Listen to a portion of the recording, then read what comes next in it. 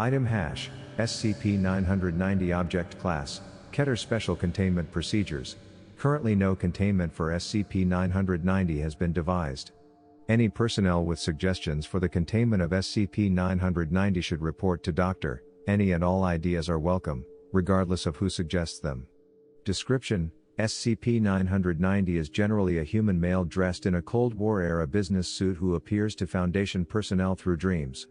Thus far no Foundation personnel have encountered SCP-990 in the real world. If he corresponds to an actual human being, we have yet to find him. Presently there have been no reports of SCP-990 appearing to non-Foundation personnel. SCP-990 has been appearing to Foundation personnel since data expunged. SCP-990's existence came to light when several agents discussed having dreams involving a similar individual.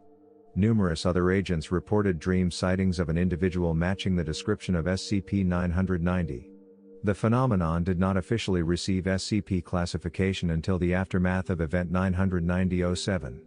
Event Log 990-07, Agent, failed to report for duty at his assigned time. He was instead found in his quarters, asleep.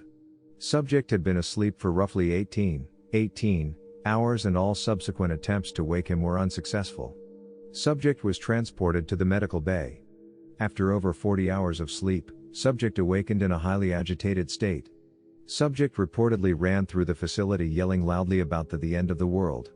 Even after being heavily sedated, all of his bodily functions remained in a dangerously accelerated state: increased heart rate, high blood pressure, etc. Subject described a man matching the regular appearance of SCP-990.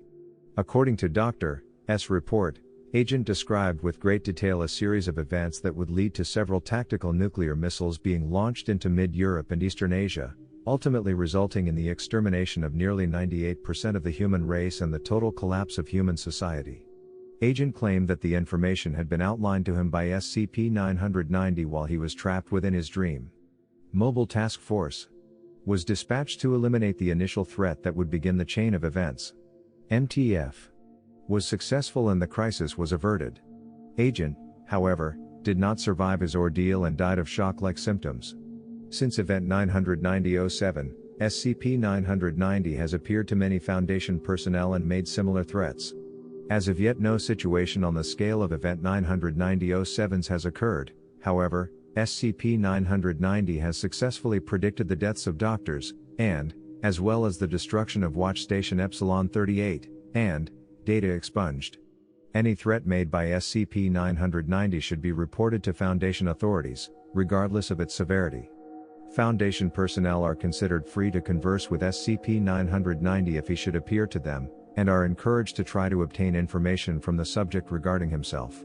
Additionally, Dr. has stated that anyone who can determine whether or not SCP-990 has a corresponding body somewhere in the world will be well rewarded.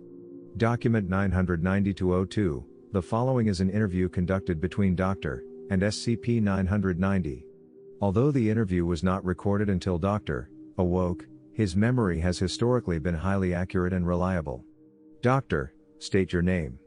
SCP-990, are you trying to conduct an interview? Dr. Yes. Is that all right? SCP-990, sure, I'm game. Doctor, please state your name. SCP-990, how about Tony? Doctor, Tony? Your name is Tony? SCP-990, I believe a person has the right to be called whatever they want to be called. Doctor, very well then, Tony it is. SCP-990, actually, I changed my mind. How about Richard? Doctor, that's fine with me. SCP-990, Richard it is. What's the next question? Doctor, why do you threaten Foundation personnel? SCP-990, threaten? Who's making threats? Doctor, you've predicted a number of unfortunate events involving the Foundation, including the end of the world. SCP-990, and has any harm actually come of it?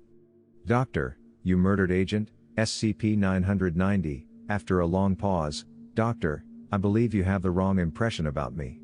Doctor, how so? SCP-990, I'm not the bad guy here. Doctor, I wasn't aware that there was a bad guy involved. SCP-990, oh, there is. Doctor, who? SCP-990, another long pause, SCP, Doctor, there is no SCP with that designation, and there won't be for some time. SCP-990, well of course not. She hasn't even been born yet, much less classified by your Foundation. Doctor, is this another prediction? SCP-990, this is your wake-up call. At this point Doctor was awakened by his alarm clock and proceeded to transcribe the interview.